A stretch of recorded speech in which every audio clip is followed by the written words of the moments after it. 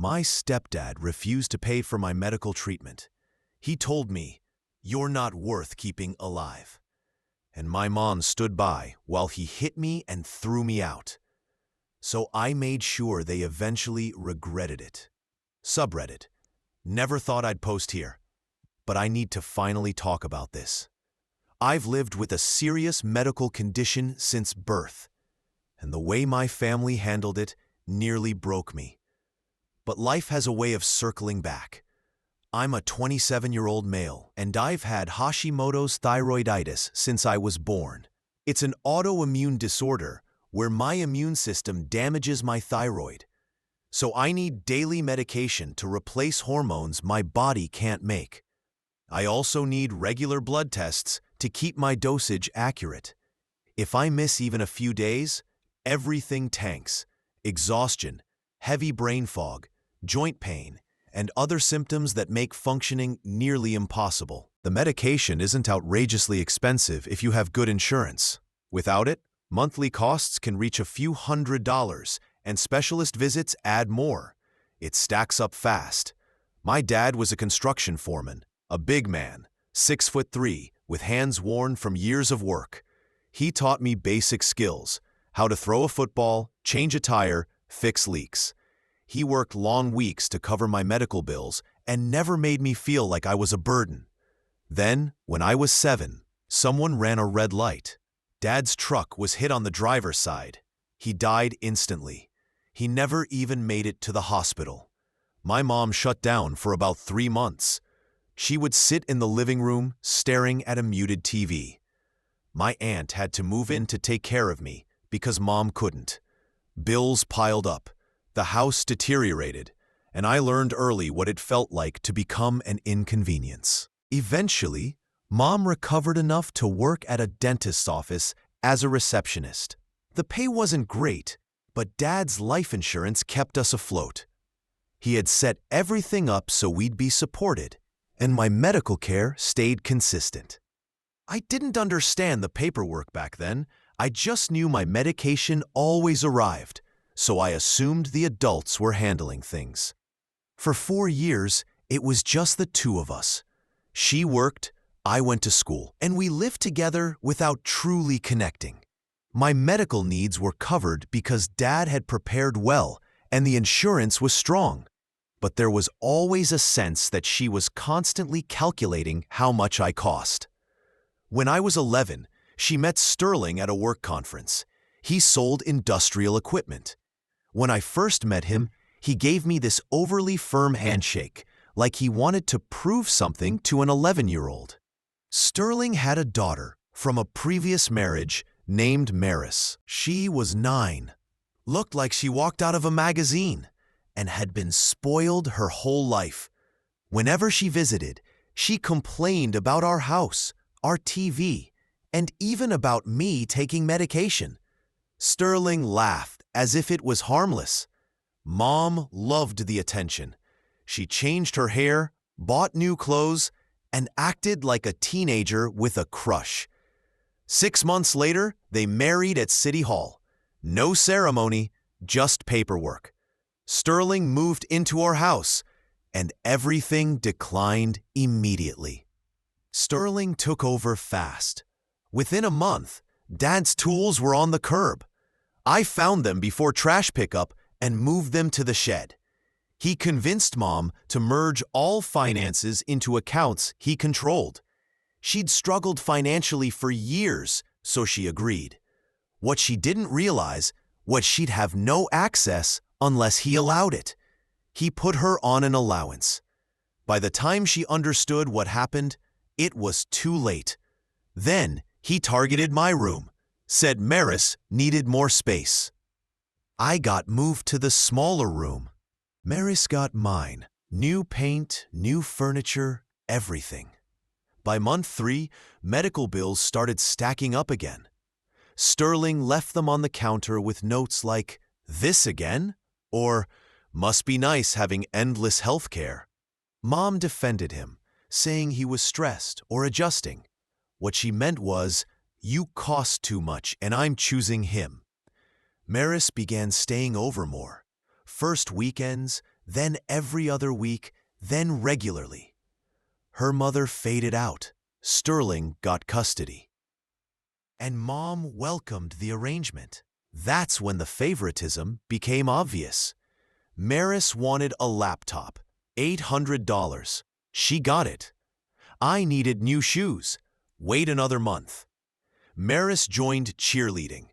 $2,000 for everything. I asked for an early prescription refill. Sterling said I should budget my pills better. Clear message. Maris was the priority. I was the burden they had to deal with until I turned 18. School became my escape. I joined wrestling. Free, and it kept me out of the house. For a couple of hours a day, I felt normal.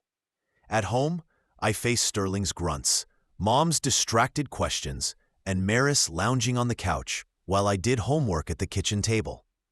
By junior year, Sterling forgot my prescriptions more often. I'd call the pharmacy, they'd say nothing had been called in.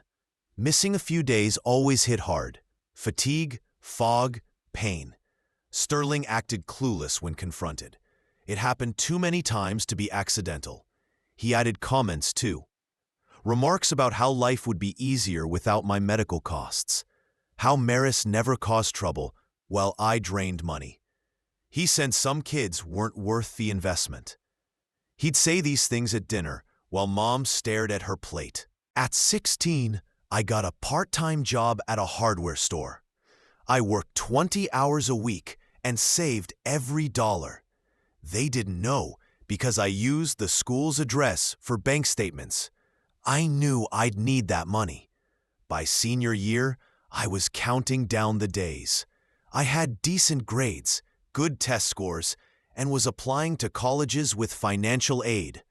The plan was simple: leave and never return. 3 weeks before my 18th birthday, everything reached a breaking point. It was a Tuesday night. Mom was working late at the dental office, so it was just me, Sterling, and Maris.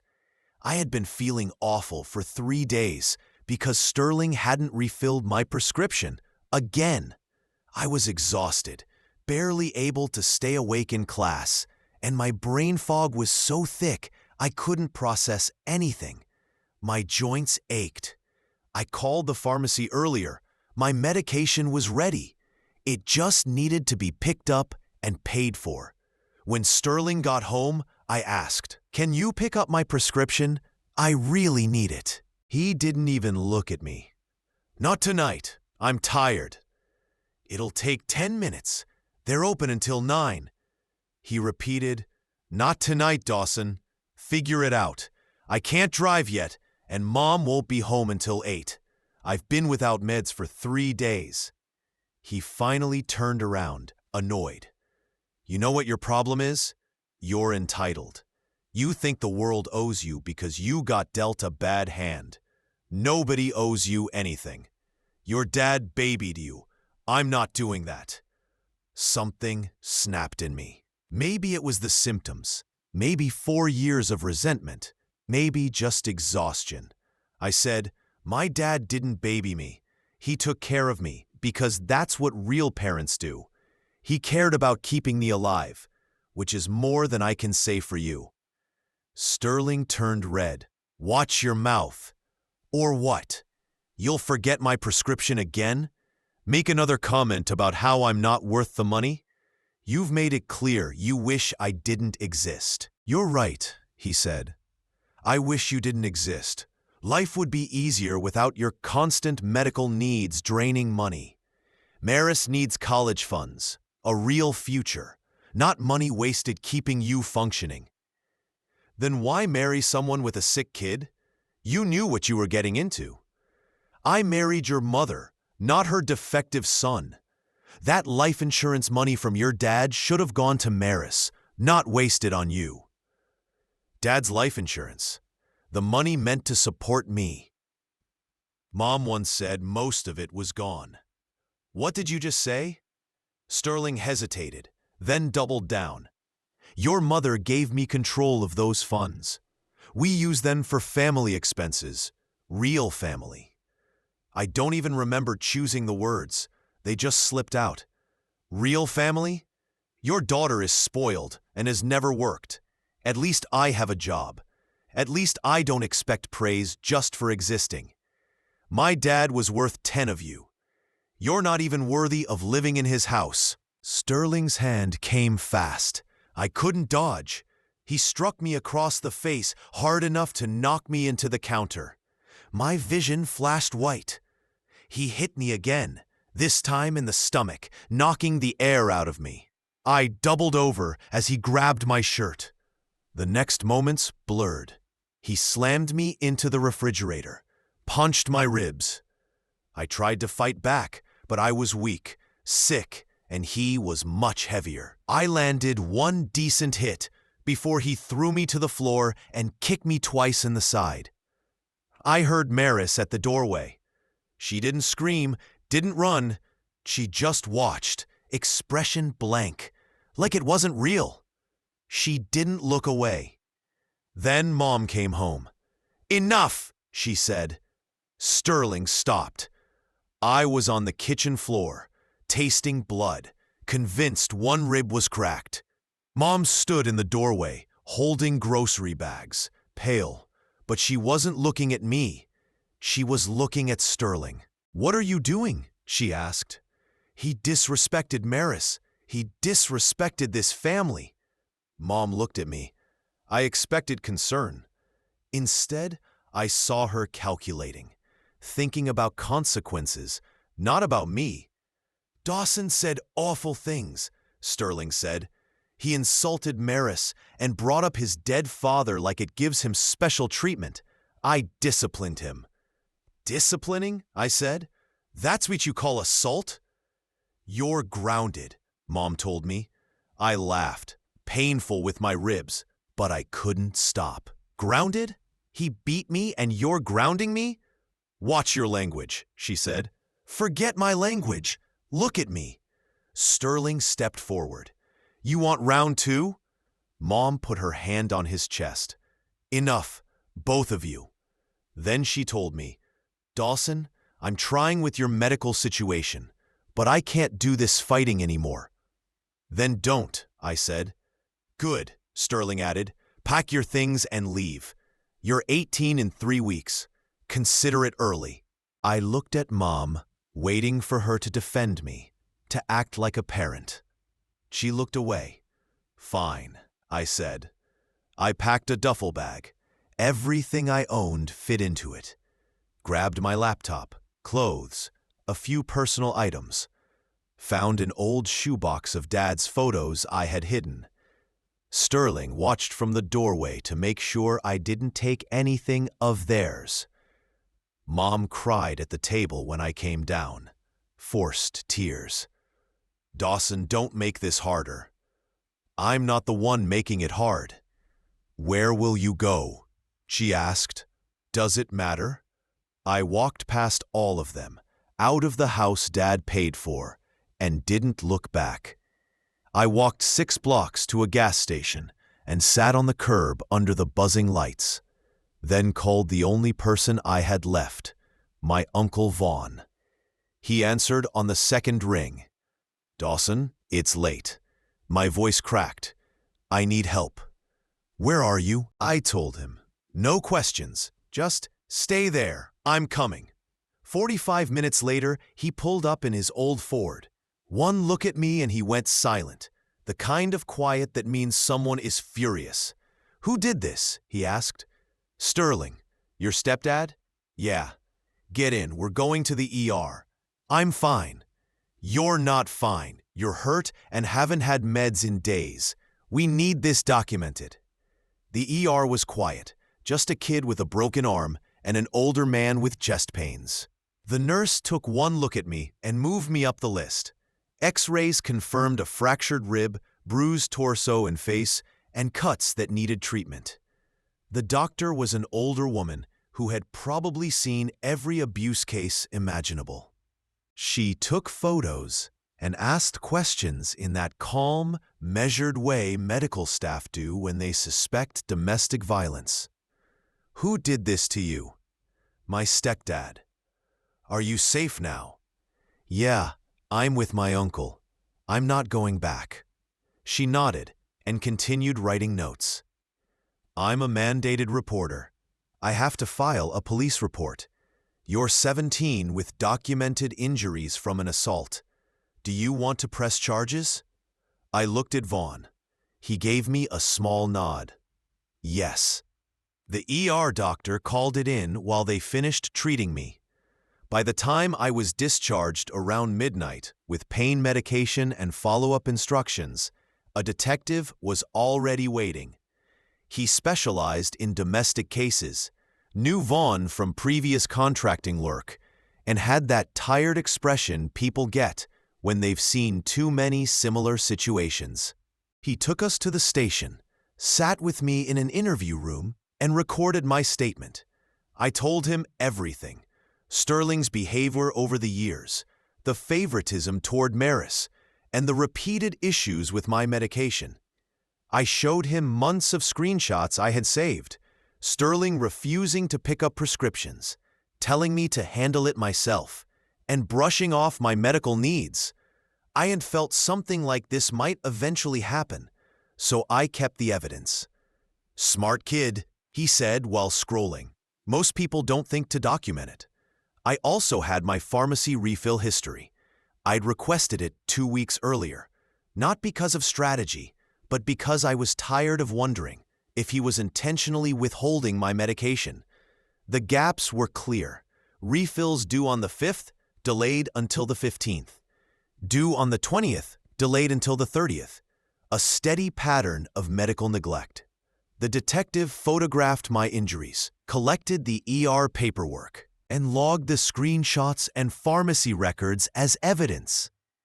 Then he looked at Vaughn. This is strong. Injuries tonight, a documented pattern of neglect, and he's still a minor. I can get a warrant. Do it, Vaughn said. The detective made some calls. Judges aren't happy about late-night requests, but a bleeding minor with X-rays usually gets attention.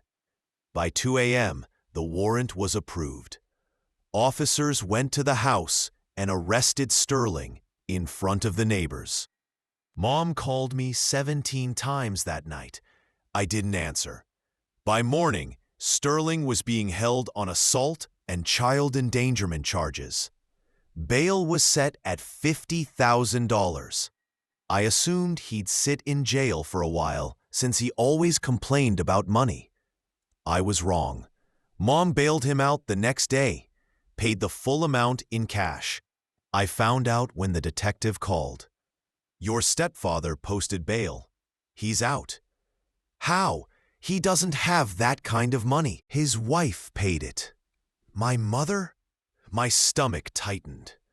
Where would she get $50,000? Didn't say, but it was cash. I knew exactly where it came from. My dad's life insurance. The money she claimed had been spent years ago. The same money Sterling mentioned during the fight. I called Uncle Vaughn immediately. Mom bailed him out. With what money? My guess? Dad's insurance payout. She told me it was gone, but Sterling slipped up about having control of it. Vaughn went quiet. How much was your dad's policy? $200,000. And she told you it was gone? Said it went to bills. Dawson, listen carefully. If she used your inheritance, money meant for your care, to bail out the man who assaulted you, that's illegal. That money wasn't hers to spend like that. What can I do? You can sue her, and with these circumstances, you'd likely win. My uncle hired a local family law attorney using some of my savings from the hardware store. Not a high-profile lawyer, but knowledgeable. He reviewed everything and immediately said I had a strong case. The policy listed me as the primary beneficiary after Mom. She was supposed to use the funds for my well-being. Instead, she had handed control to Sterling, allowed it to be spent on general household expenses, and then used it to free the person who assaulted me. The attorney filed a civil suit against her for misappropriation of funds, asking for the full policy amount plus damages. It was ambitious, but we had evidence.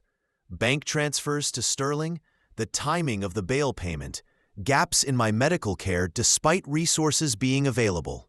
The lawsuit was filed on a Friday. On Saturday morning, Mom showed up at Vaughn's house. I was cooking breakfast when I heard her car. Vaughn looked outside, his face tightening. "Stay inside. I'll handle it." "No," I said. "I need to face her." She walked up the driveway shouting before she reached the door. "How dare you! How dare you sue your own mother?" Vaughn stepped outside, blocking her path. "Grace, you need to leave." "I need to see Dawson. I need to talk sense into him." "He doesn't want to see you. He's my son." I stepped onto the porch. "I'm right here." She looked at me, anger tightening her face. "You ungrateful child. After everything I've done, years of taking care of you, making sure you had what you needed. You mean using Dad's insurance money? The money meant for my care? That money kept a roof over your head and food on the table. You think your medical bills were the only expenses? I think you gave $50,000 to Sterling and spent the rest on Maris. I think you've been lying about it being gone. I made decisions for this family. Maris isn't my family, and Sterling isn't either. You stopped being my family when you let him assault me and forced me out."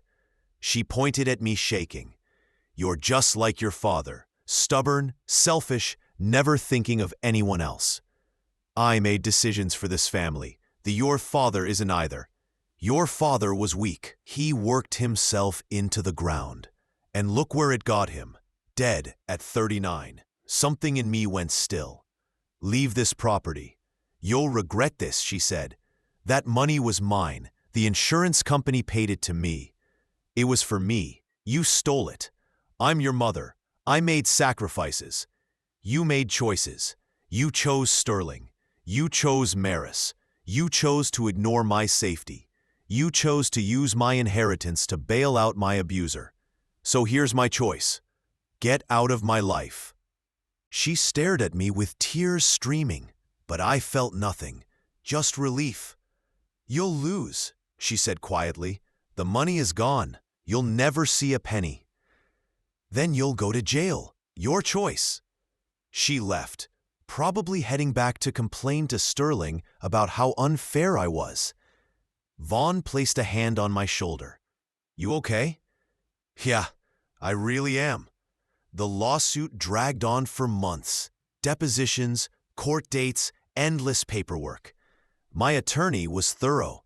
He traced every transfer, documented every expense, and organized the information into a timeline. The spreadsheet looked like a disaster map. Maris's cheer fees highlighted, Sterling's debts marked in red. Mom had handed Sterling control of the funds within 6 months of marrying him. Most of it had been spent on Maris's activities and Sterling's debts. The $50,000 bail came from what little was left in a hidden savings account. She claimed in court it was her personal savings, but bank records proved it was from the insurance department. The judge wasn't impressed with someone using a minor's inheritance, meant for medical care, to bail out the man charged with assaulting him. He ruled in my favor, requiring Mom to repay the full policy amount, plus interest and legal fees. She couldn't. The account was empty. Her attorney tried to delay, but the financial records ended every argument quickly. The judge ordered wage garnishment and placed a lien on the house, my dad's house, that Sterling had been living in rent-free. The lien hurt, but public opinion finished her. Her workplace was small, and once Sterling's arrest became public record, the rest followed. She tried telling people I was unstable, but no one believed her. Conversations ended when she walked into a room. Patients avoided her desk. Her hours were reduced. She had always cared more about appearances than anything else. Now, Appearances were what ruined her. Eventually, they had to sell the house. They moved into a small apartment off Route 9 near a discount grocery store. I didn't feel guilty. Around 3 months after the ruling, Vaughn asked if I wanted to drive by the old place, just to see it sold and maybe get closure. Part of me resisted, but another part needed to see the consequences for myself. We drove over on a Saturday morning. The sold sign was posted, bright and obvious. A U-Haul sat in the driveway as Mom and Sterling loaded boxes. They looked smaller, worn down. Sterling's BMW was gone, replaced with a rundown sedan. Mom's hair had gone mostly gray. Sterling saw us first. He stopped mid-lift, staring at Vaughn's truck. Then his eyes found me in the passenger seat. For a moment, I thought he might walk over, start something, try to hold on to whatever pride he had left. Instead, he just glanced away, set the box down, and went back inside. Mom saw us as well. She started walking toward the truck, but Uncle Vaughn shook his head through the window. She stopped where she was. She just stood there, on the lawn of the house my father had paid for. The same house she had handed over to Sterling, and the same house that now belonged to someone else because of her decisions. I looked at her, she looked at me, and I felt nothing. No anger, sadness, or satisfaction. Just a steady, quiet emptiness. "You done?" Van asked. "Yeah, I'm done." We left. Later, Van told me Sterling had lost his job a few weeks after the arrest became public. Companies in finance don't like hiring people with assault convictions involving minors. I never went back after that. While everything was unfolding, I stayed with Uncle Vaughn and tried to figure out my next steps. I had graduated high school, but missed college deadlines during the chaos. Vaughn suggested the military. You need structure, a purpose, and healthcare that won't bankrupt you. The military provides all of that. And with your condition documented and stabilized, you can get a waiver. I know people who can help.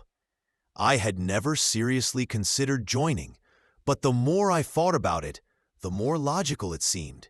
The benefits were reliable. Housing, food, and healthcare were covered.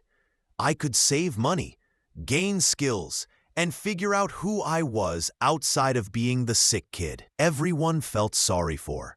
I enlisted 3 weeks after turning 18. METS disqualified me at first because of the Hashimoto's. Thyroid issues trigger automatic flags. But my recruiter said waivers were possible if I provided proof of long-term stability. I submitted documentation from my endocrinologist showing consistent medication, stable labs, pharmacy refill records, and a letter confirming my condition was fully controlled. The waiver board approved me for a support role. I didn't care what job it was. I just needed a fresh start. I shipped out to basic 2 months later. Training was demanding, but I could handle it. After dealing with Sterling for years, drill sergeants yelling didn't faze me. The physical work actually helped. I got stronger and healthier than I'd been in a long time. The routine, structure, and clarity suited me well. Once I finished basic and AIT, I was stationed in North Carolina. I earned a steady income with almost no expenses, lived on base, ate at the mess hall, and used my downtime for the gym or online classes toward a business management degree. My medication was covered. Life became stable and straightforward, exactly what I needed. By 22, I made specialist. By 25, I completed a deployment to a relatively calm region. By 27, I was stateside again, training new recruits. I had savings, career options, and my health under control. For the first time since my father died, I felt fully in control of my life. I built something solid, without Mom, without Sterling, without any of the past.